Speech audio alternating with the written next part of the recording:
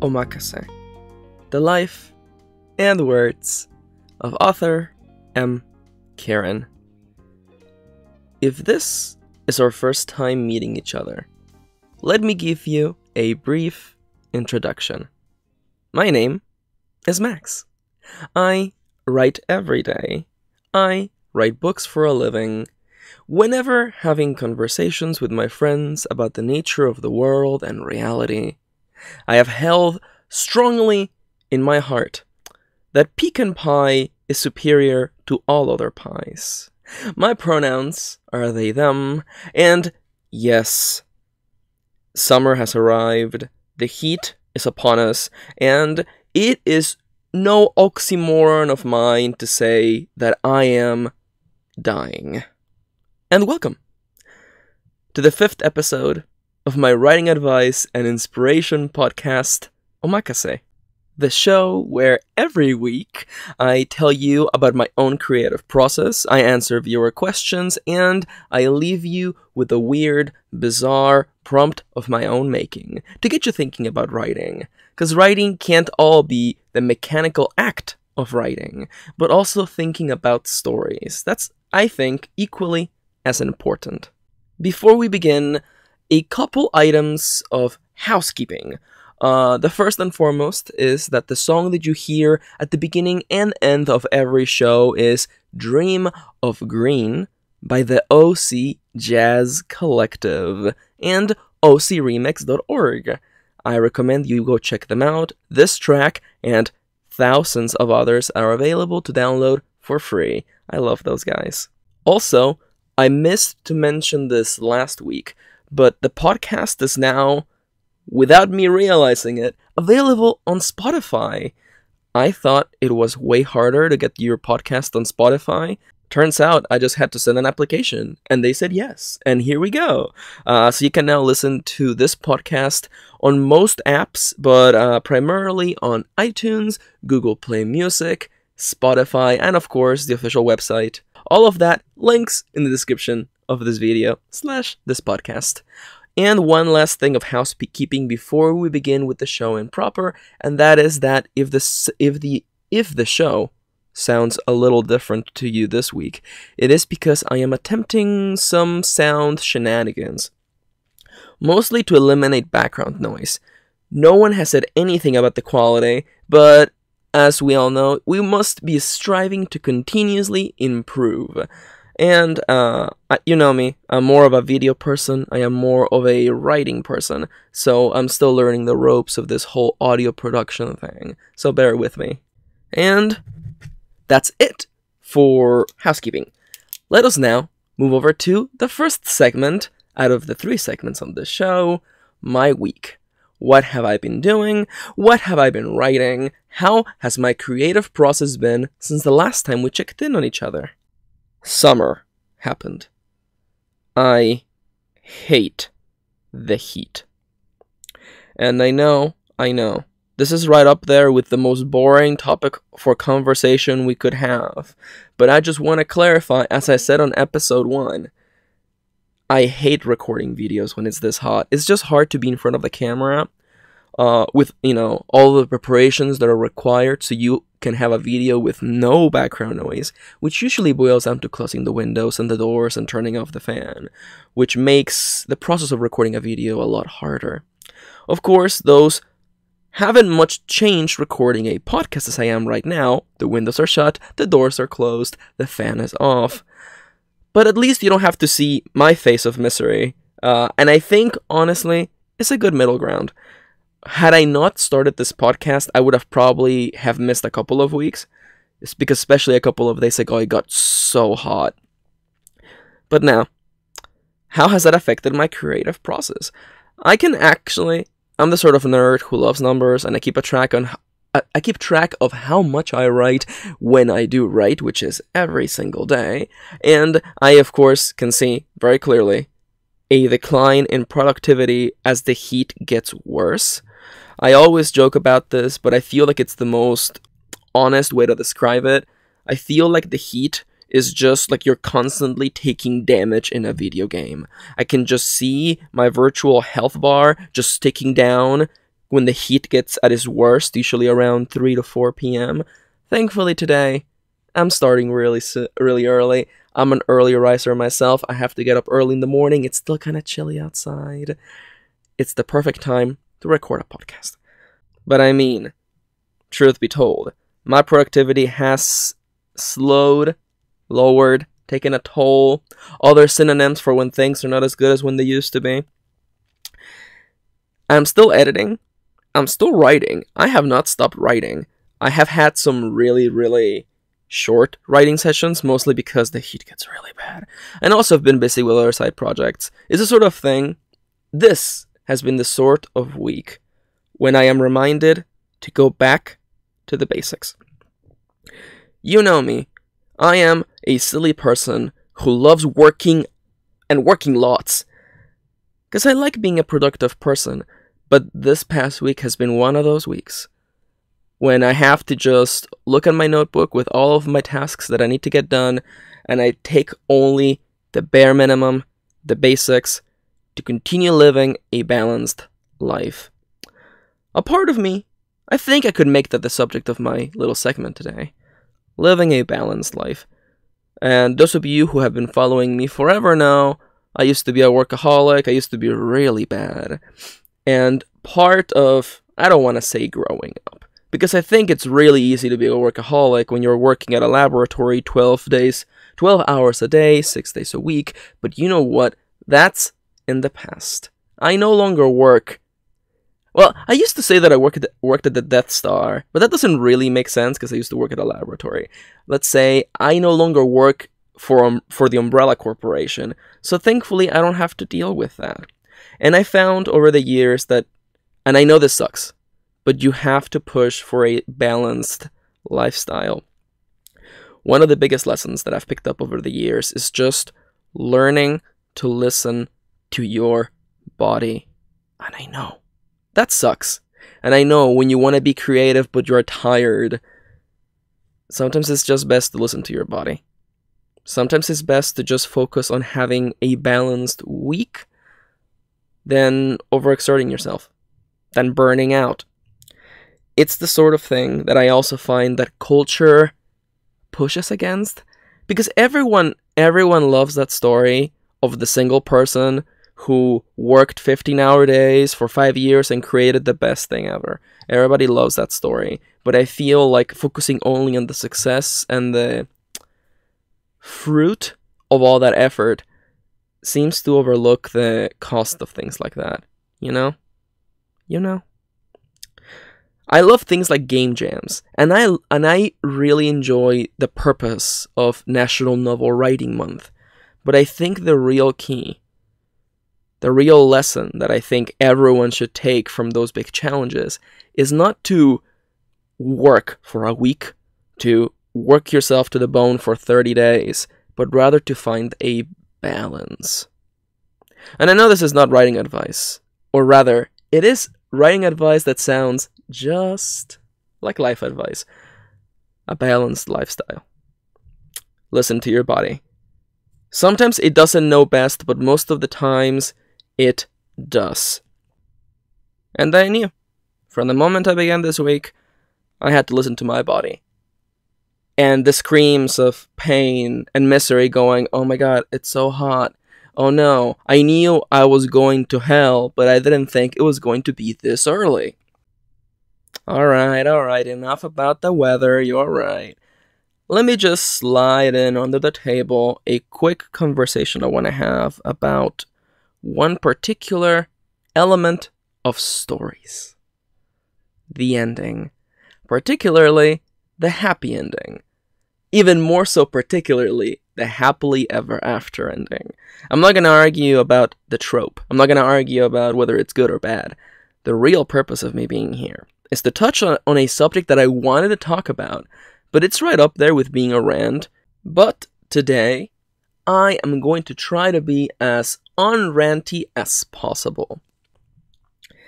I've sprinkled it in between videos on this channel and my other one, that I really enjoy, I really love, stories in which there's clearly a backstory before we begin, or stories that are a continuation of something that happened.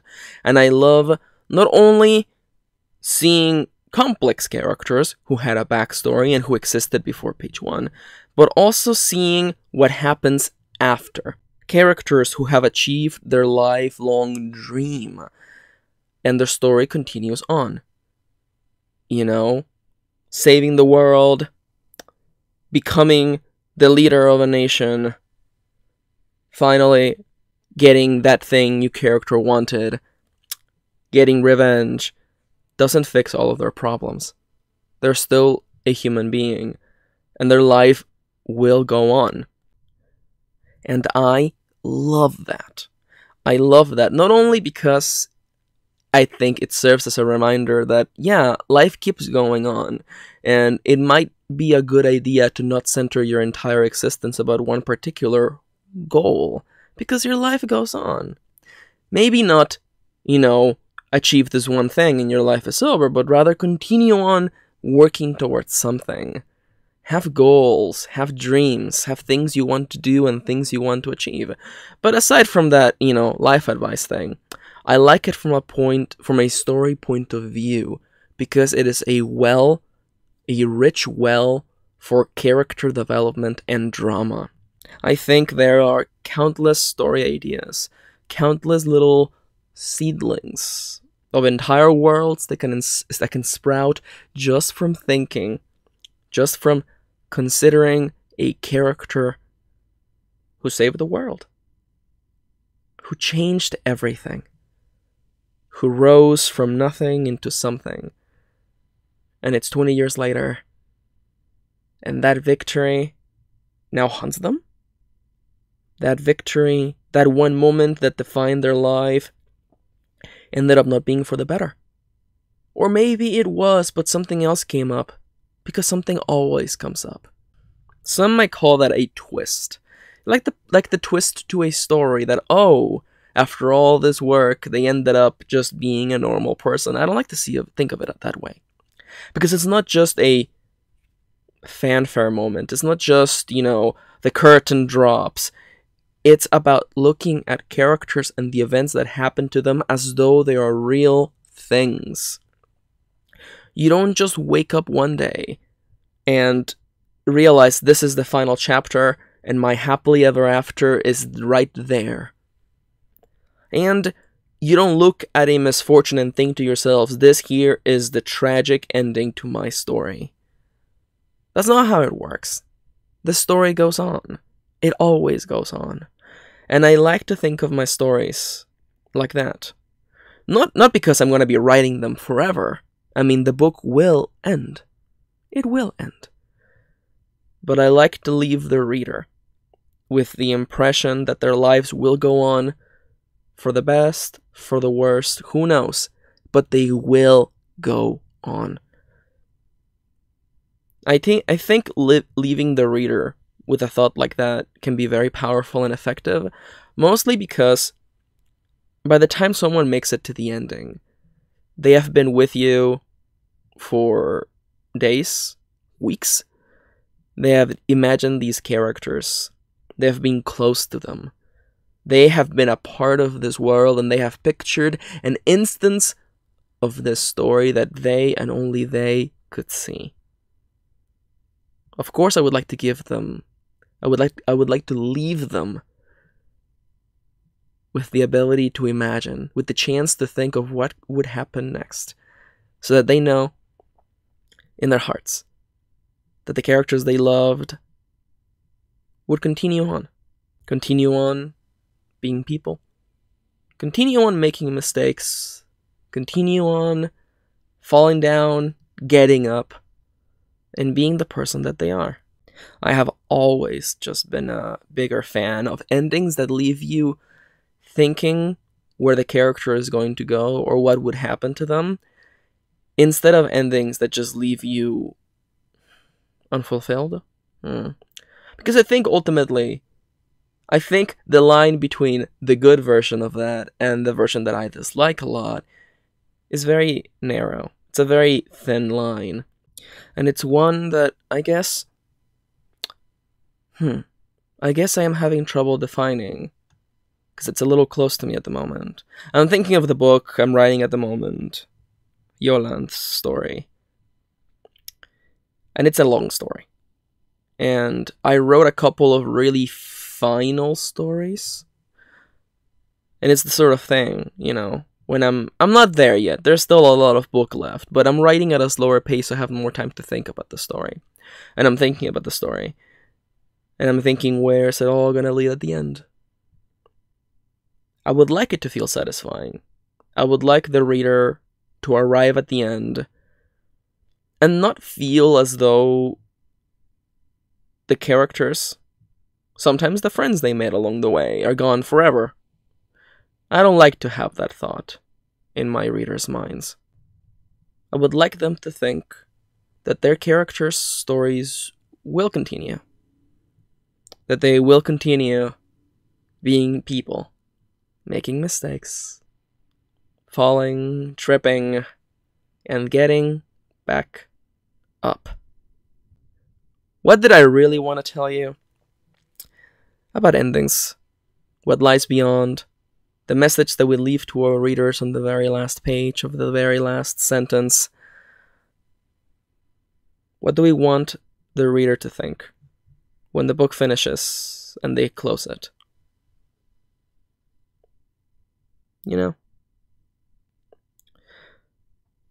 I definitely do not want my endings to feel... I don't know if I agree with this, but it sounds cool, so I'm going to say it. I don't want my endings to feel like the last day, like graduation day, though it may be a great occasion, though there may be fanfare in the distance and clapping and cheering. I do not want the reader to feel as though they will never see those characters ever again. As though they do not know where they may lead and where they may go. I don't know if that's what I want to leave them thinking. Maybe, I don't know. That sounded really cool, so I went for it. I do not know if I agree with everything I said there. But life is about living, about saying, and sometimes I trip. Sometimes I rant for 20 minutes, which you will never see. And sometimes I get back up, and I get back to the point. Before we advance over to the second segment, it's time to talk about the sponsors for this show. Now, most shows, especially podcasts, have some sort of sponsorship deal with some company or website or thing, but this show here is brought to you only and thanks to my patrons. Patreon.com/mkaren is the #1 way to support me and what I do. By pledging as little as just $1 a month, that is $1 a month. We're talking about like 3 cents a day. You can listen to these podcasts a week before they go live on YouTube and more. There is a Patreon-only RSS feed that you can put into your favorite podcast app and get this show a week before it goes live on YouTube automatically. You don't even have to do anything else. You set it up and your podcast app will give you the latest version of the episodes a week in advance. You don't even have to log into Patreon. That is the coolest thing. Of course, the more you pledge, the cooler perks you get. Like copies of my books, access to my super duper secret writing zine, full of writing advice and inspiration, and of course, shout outs. I would like to give a big, super duper big shout out to my big sponsor, Atalac. Atalac has a DeviantArt page. You can go find out about their writing and their art over at deviantart.com/Atalac.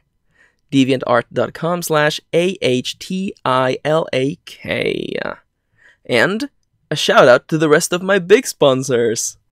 A. Howard, Amelia, Angela, Brenda, Caitlin Bumbalo, Irina Phoenix, John Netz, Joe, Luki, Mark Maruska, Nicola, Pat Eichson, Polly Craftual, Rain Misoa, Soul Muse, and Synexia. And of course, don't forget that all of my patrons get a shout out at the end of the podcast. I just do that. It's fun. I love it. I love trying not to butcher your names and failing miserably. That, I think, it's actually part of the fun for me. I look forward to doing that every time. But now, with all that silliness out of the way, let's dive right into the questions of the day. Today, we have a technical question about jumping into a short story or shorter fiction, and, as always, a technical question and an inspirational question. Why be positive? Why be positive in a world that perpetually seems to be sinking into a different place? Oh yeah, we're going there. Not as real as you think we're going there, but we're going there. We're kind of like, we're gonna drive through, you know? Sometimes you stop, you stay at the inn, you stay at the hotel, you know, you get yourself a nice little, Airbnb. Today, we're driving through the town. First, some setup for our first question. In case you don't know, I have been running a writing advice blog on Tumblr for years now. And it's a sort of thing where I used to make posts, and from my point of view, I'm not doing posts anymore. I focus on videos, and now I'm focusing on podcasts, finding the best way to deliver my content to you guys. But I forget, because up here, I say tapping on my temple, because I live up here 24/7, I forget that I made so many posts. So sometimes when I see that an old post from 4 years ago, explodes again, I suddenly get a new influx of followers, a new influx of new people, a new influx of questions, and of course, a new influx of new writers. People who didn't know, much like myself. I didn't know that I could be a writer. It was something that never occurred to me. For various reasons, but I will not touch on my origin story this episode. I might bring it up again. I mean, it is good for me to kind of review that story for anyone who's absolutely new to me. If you're interested, let me know in the comments or tweet at me. But as I was saying, I have a new influx of people. And I got several questions, and there was kind of a small little, not a theme, because they were clearly not coordinating, but some people were asking about getting into fiction, and they wanted to start by writing a short story, or some sort of short fiction. Now, it should be said, it should be stated, it should be underlined, bolded, and italicized that short fiction is not easier than writing novels.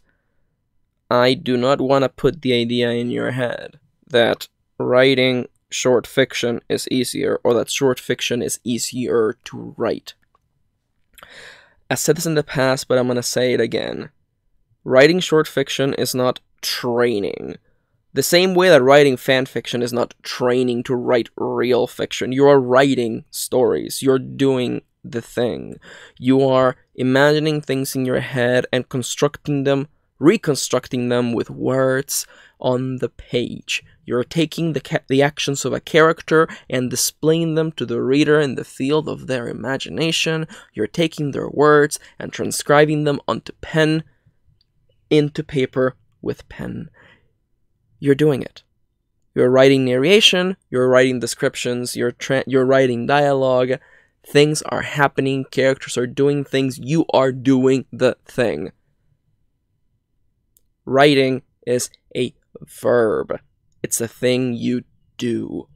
So there isn't a thing as training to write. You just start writing. The point that I have made in the past is that attempting short fiction might be effective, not because short fiction is easy, but because shorter fiction requires a lower commitment. There's a different commitment between writing a 300-page novel or a 120-page novella, I love those, and writing a 1,000-word story. 4 pages. There's a world of difference. It's not easier. I feel like I have to state it, underline it, bold, italicize that it is not easier. because you're still doing the thing. You still have to sit down and write the thing. This is the element that I feel that a lot of people overlook. They assume that the smaller thing is easy, when in reality the small thing requires you to still do the scary thing. Writing. Lower commitment. That right there is the perk of writing shorter fiction. As someone who I love writing novellas. I love myself a nice 19K, 20K, 30K, 30,000 word story. I find myself really getting into that flow. Like, I just really love that flow. But sometimes stories go long. The story I'm writing is probably going to be like 400 pages. You don't choose the story chooses you. That's fine. But what do we do when we want to get started with writing and we decide to begin with a short story? I got a multitude of questions. Anything from super technical, what program do I use, all the way to the one I want to cover today. How do you write a short story? How do you begin? And we're talking about actual mechanics of this. One of the questions was, quite literally, do I start describing the character? Do I start describing where they are? What do you do? And before I touch that, I think that we have to establish, foundations. I've always looked at short fiction as a matter of less is more, and of being brief, not really saying what you want to say, but punching the reader in the nose and getting out. I think that's the power of short fiction. You come in, you knock down the door, you punch the reader in the nose, you get out. Sometimes you don't even turn on the lights. My advice for novellas has always been to focus on one event. A day, a handful of days. From my point of view, when it comes to short fiction, we further zoom in on the microscope. One event, one interaction, one thing that happens. Some might argue that writing shorter fiction, the shorter it is, the harder it is to make it work, because your real estate is very limited, especially if you're attempting to enter something for a competition. If you have 1,000 words or less, trust me, if right now you think that, oh yeah, I can do it in 1,000 words easily, you will be surprised by just how little 1,000 words is. It is not a lot. You do not have a lot of time, and that means cutting. That means cutting away, removing, reducing, giving the reader a little bit less of everything. Giving them only the descriptions that matter. Giving them only the narration that is the most important. Making sure that when the characters are talking, that they're saying something that matters. Revision. The exercise in revision, to me, is the most important part of a short story. It's not just the mechanical act of writing, which, you will practice, you will get good at. I know you can do that. Editing. Revision. There is no easier way to realize just how amazing the process of revision is than revising a short story. Trying to force a short story to be just under the word limit. If you have tried it, if you have been there, you know what I'm talking about. The situation in which you realize, I wrote this story, I'm really happy with it, I am 200 words over the limit. Where do you make the cut? What stays? What goes? What can you trim? What can you summarize? What can you cut? What can you let go of? This is why I want to inspire you to use as few characters as you can, as few locations as you need. Give them just enough background so they can imagine it clearly on their mind and focus on how you're gonna break their nose. Talking about punching the reader in the nose. I want you to think outside of the box. I want you to think outside of just a plot twist. Because, like I said recently, it's not just about perception of the reader. You don't have to just end it with the reader realizing that something's happened. I actually think that it's a lot more effective to have the plot twist halfway through the story, so you get to let the readers enjoy the repercussions. I forget the author's name, and I forget the title of the story, but I remember in writing class several years ago, reading a short story, really short, about a man who dies, and finds himself reincarnated as a bird. And this is the bird that his widow purchased. And he gets to see from inside that little cage the way in which his wife's life has changed. He's helpless, he feels misery, and during that short story you feel nothing but the dread at the life he can no longer have that is gone from him, and the changes, good and horrible, that he has no ability to do anything about. The plot twist comes right at the beginning. This guy's dead. He's a bird now, and he has been purchased by his widow. And you get to enjoy the rest of the misery. Think outside the box. I would actually like to inspire you to have the plot twist, the big reveal, happen in the middle. So you get to have the rest of the short story be about the revelation. Let the reader bask in it, enjoy it, and see what happens. Leave them not wondering what is going to happen, but rather leave the reader knowing that when that story is over, this character's life, for better, for worse, will go on. The misery never ends. All aboard the misery train. Choo choo. That is really all I have to say.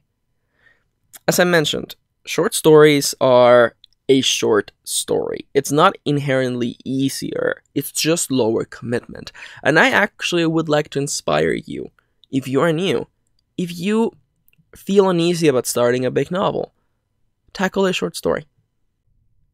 Tackle the writing process of a story, and tackle revision. Attempt to mercilessly revise your story to see just how hard it is, just how different the process is. To me, it's the most fun part of the process. It's the part of the process where the story finally takes shape. It finally starts to look like a story. And now, second question. We have done our technical. Let's do some inspiration, because as someone who has recently, I've stepped away from social media mostly because my anxiety has been really bad. I haven't missed it for a second, so we'll see where that takes me. But I understand, especially people who are looking into social media, who are exposed to the state of the world, that kind of sensory overload can easily leave us feeling hopeless, feeling sad, and demolish our spirit. Leave us wondering, what is the point of trying? Today, I want to tackle a question, a comment one of my writerly friends made. Why be positive? Why try? Why dedicate my time and effort to this when things seem so grim? When the world seems to not make any sense, why write? I think that's a very important question. And it is one that I think I tackle every time I sit here. Not to you, but to myself. I love recording these because they not only serve to inspire you, but they also inspire me. I don't want you to get the impression that I am immune to the dread you feel. As I mentioned, I stepped away from social media. I looked at what I wanted for my balanced life, and I realized that sensory input was not helping me. It was hindering me. But not everyone can make that choice. And not everyone will get benefits from that. So instead, we look straight into the eyes of the demon, and we ask, why be positive? Now, I said we were going to get real, and we will get real relatively briefly. As I said, we're not staying in town, we're just driving through. We might stop for gas. Do you guys want anything from the gas station? I'm not a fan of eating stuff at gas stations, you know. We're not touching those sandwiches, though they may look nice. We know better. Get a drink, get some ice cream. Let's get back on the road. Why be positive? Why get up? Why spend the limited time you have writing? And this is a question that I've always faced, but it hasn't been a fair fight. I don't want to sell you that I am the most immune person to this, but my answer has always been the same. I stay positive. Or rather, I stay determined. Determined to get up in the morning, every morning, at 6:30 a.m., to wake up, wash my face, do my hair, make coffee, sit down, and work. Why, when the world seems so hopeless? Why, when it feels as though the madmen are winning? Because pessimism has never achieved anything. Lack of determination has never achieved anything. Apathy has never achieved anything. Reckless determination might just be a synonym for hope. But I feel, in my little heart of hearts, that the only thing that has ever achieved anything in the world is reckless determination. To stay determined to achieve what you wish to achieve, in spite of how dreadful the world may seem, in spite of the madmen and their mad words. We get up, wake up, and keep working. Nothing in the history of the world has ever been achieved by someone with no determination. By someone who sat on the sidelines and said, there is no point. By someone who sat on the sidelines and said, I don't care. It is because we care. It is because we see the world and wish it to be differently. It is because inside of us we feel a desire to do that which makes us feel alive. I love telling stories. And I realized a long time ago, working 12 hours a day, 6 days a week, in a laboratory, that the things I cared for would never happen. It wasn't a matter of daydreaming, a matter of despair to think they would never happen. No. They would objectively never happen if I did not get up. If I did not work towards them.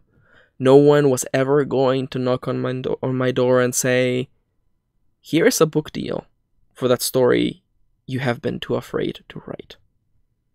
The world does not work that way. It's not a matter of being positive. It's not a matter of ignoring the negative stuff around us, but to be determined, sometimes recklessly determined, and to continue working on the things that matter the most to us. Sometimes the best change we can bring forward is to remain as lighthouses, as wave breakers on the shore. No matter what happens, no matter how bad things may seem sometimes, we remain there, letting the waves break against us, and us remaining invincible. Nothing, not a single thing, has ever been achieved in this world by someone without determination. If you feel as though there is no hope left in this world, if you feel as though the world is truly going down the deep end, if you feel as though you have no hope in you, I would like to inspire you then. If you cannot feel positive, then at least feel determined to chase your goals, to make those things that only you can see a reality. A world for the better, a book on your hands. Sometimes the best change we can bring is to serve not as pathfinders or path keepers, but as lighthouses. Shining light in the darkness, guiding those on those treacherous waters, and sometimes wave breakers. Perpetually standing invincible against the waves. I said we were gonna drive through. I said I was gonna do it. And now, there it goes. Little by little, we drive away. We wave goodbye at the realest place in the world. Now, I know it got really real back there. And I'm sorry if that's not what you signed up for. But I had to touch on it, you know? I had to do it to him. Is that meme still relevant? Is that a thing people say anymore? I don't know. I haven't been on Twitter in like a month. Listen, I'm completely behind. Apparently people are asking Alexa to play songs. I don't know. Is that an Amazon thing? Is that like an Amazon advertising thing? I don't know. My brother came around yesterday, and he showed me the Japanese commercial for the Long Long Man, and that was my first time ever seeing that. Apparently that one's been around forever. That was funny though. That was funny. See, this is the thing. When I tell you guys that my favorite Pokemon is Slowpoke, and that I am the embodiment of the Slowpoke. When you imagine me talking into the mic, do not imagine a human being, for I am no such thing. Imagine a Slowpoke. My modus operandi has always been the joy of missing out. JOMO. #JOMO. The joy of missing out. Oh man, I can't wait. And the worst part is that this audio log goes public next week, and I'm sure by then the Alexa meme is dead. I am certain of it. The internet moves way too fast, and honestly, I don't particularly miss it. I've gotten way more stuff done ever since I stepped away from Twitter, and my anxiety's been doing way better, so, I don't know. You gotta do what you gotta do to make the writing work for you. Alright, and now, I told you about my week. We covered questions, technical, inspirational, and now, the last part of the show, the last segment, the prompt.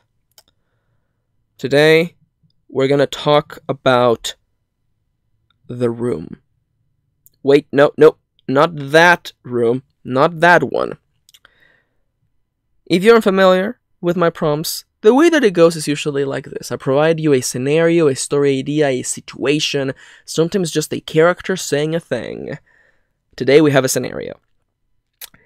And your task as a fellow writer and writerly friend, is to imagine what you would do, how you would tackle that particular story idea, what you would do, what you would write. And if you have the time to do so, I would like to inspire you to write. Maybe it's a great chance to write some short fiction. Regardless of what you make, I want to inspire you to let me know about it. The instant you start working on this prompt, it's yours. It's not mine anymore. Draw art, write stories, make your game jam all about it. I don't know. You take it, it's yours, okay? The only thing I ask for is that if you do make something cool, let me know. I would like to see it. But now, let us take it from the top. The Room is the name of this particular prompt. The setup is relatively simple. In my mind, I imagine a young person, because I think it's always fun to have it be from the point of view of someone young. Though, of course, they can be older. They can be whatever gender you want. Those things are not important. There is a person, and they find themselves inside of a room. This can be a large room, a small room. The multiple times that I have found myself coming back to this story idea, I have done really small rooms or really large rooms. We're talking something along the lines of the dream New York apartment versus a real New York apartment. This room, in my imagination, has always had the properties of no windows and no way out. There may be a door. There may actually be windows, but our character cannot see past them. There may be coverings. There may be some sort of force preventing you from seeing what's outside and from opening or breaking them. Our character finds themselves in this room, and they cannot leave. Note that this is the bare minimum for a setup. Right now you're picturing a room. I have given you no description. I have told you not about the color of the walls, the kind of flooring, the furniture around. I have told you nothing about that, but you are already picturing something. And that right there is the magic of writing. You're already painting something with your mind. And now, I think, it's time to start twisting things. There's an immediate twist that I can imagine doing, that I think would be fun. But before we touch on it, let's do some much more basic work. If our main character finds themselves in this place, and they can't leave, why can't they just break the walls? Why can't they just break whatever's covering the windows? Why can't they just open the door? The setup is important, but additional to the setup, as the song goes, no one is alone. Is our character being kept here by someone else? A single person? A mad scientist attempting an experiment? A secret organization? Is it someone they know? An additional twist, of course, would be that our main character is not alone here. This here is a very, very fun setup. Because the more people there are, the more complicated things get. I think it's relatively easy to be miserable all by yourself, locked in some sort of strange place. But being miserable, being locked up in some sort of strange place, and having a stranger with you, that is just adding fuel to the fire. Now, wondering about the whys, the whoms, the wheres. Where is this place? When is it? Why is our character here? Why is our protagonist? Why are they in this room? Who put them here? For what reason? Did they themselves willingly enter that place? That, I think, would be something really fun that I would do.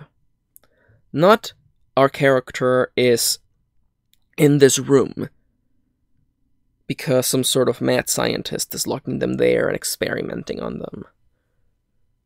I like the idea of a person who has willingly put themselves in this location, away from the rest of the world. I would imagine that door being locked from the inside. Our character can, whenever they want to, open that lock and escape. They can. Why don't they do it? It might be a world-shattering reason. It might be that that room is a bunker and the world around them is ending. And though they could go out, they choose not to. Maybe it's been decades since the bombs fell. Or maybe it is a more human reason. Maybe something happened to them, or they wished to prevent something further from happening. What kind of reason would push someone to escape reality? Is this room even real? Those are things only you, those are questions only you can answer. This is the fun of being a writer, of being a curious person who loves questions and loves finding answers. It is a part of our human nature, a part of our history. It was through stories that culture was created. And it is through stories that we further our culture. What would you do? Who would you put in that box of a room? Who would be the reason behind it? And what would happen? Because we must always ask, what would happen if things suddenly became different? What would happen if one day a knock came on that door? The same door that's been locked from the inside for years. What would you do?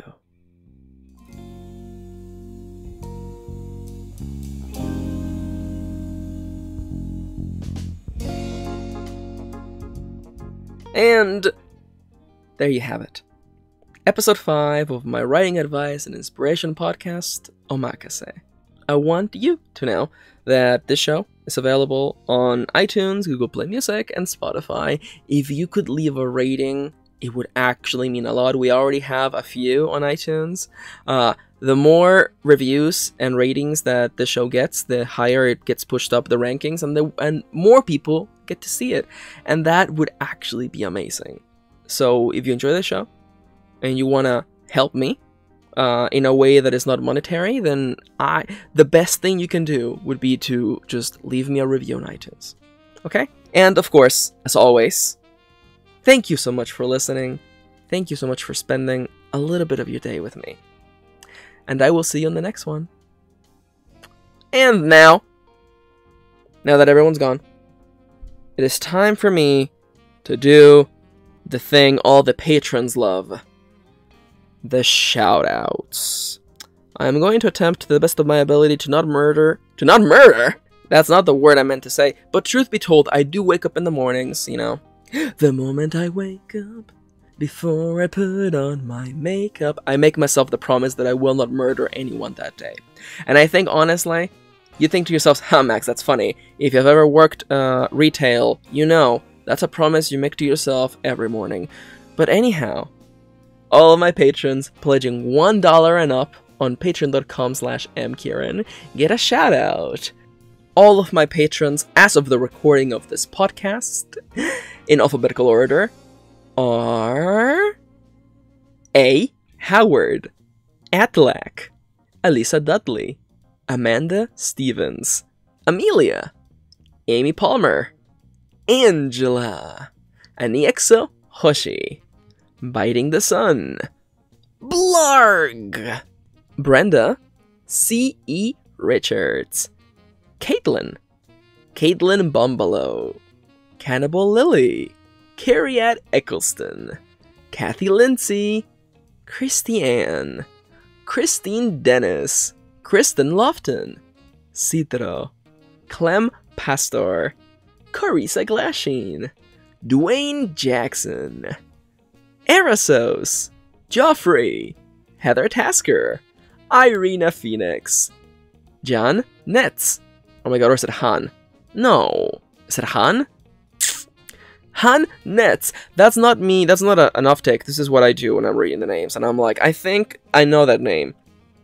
Now, the next name I had to learn how to pronounce, and I nail it now.